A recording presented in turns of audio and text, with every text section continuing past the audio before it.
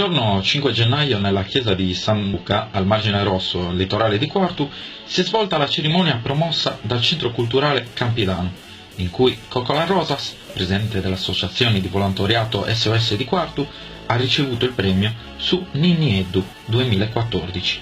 Presenti anche i volontari dell'Associazione appunto SOS di Quartu, un estratto della premiazione. Io stare su e sia dire due parole a nome della città per questa donna piccola, grande, povera.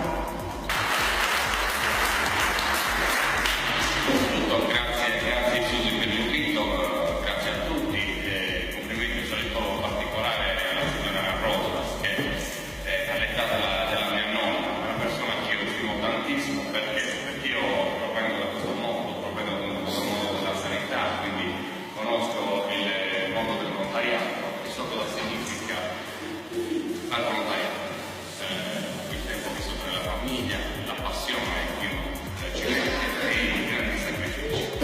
Spesso però anche l'amministrazione comunale e la politica non sono abbastanza attenti e sensibili a quelle che sono veramente le necessità o le richieste che ci fanno le varie associazioni che svolgono città un ruolo fondamentale e importante.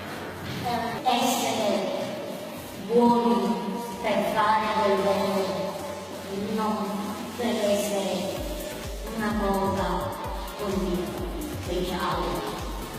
No, noi dobbiamo fare questo. Sentiamo che c'è bisogno e corriamo. Ma vi prego, quel rosso delle nostre ragazze, dei nostri ragazzi è un segno di pericolo. Vi prego, questi ragazzi, queste ragazze da anni corrono senza pensare che il pericolo è dietro le loro spalle.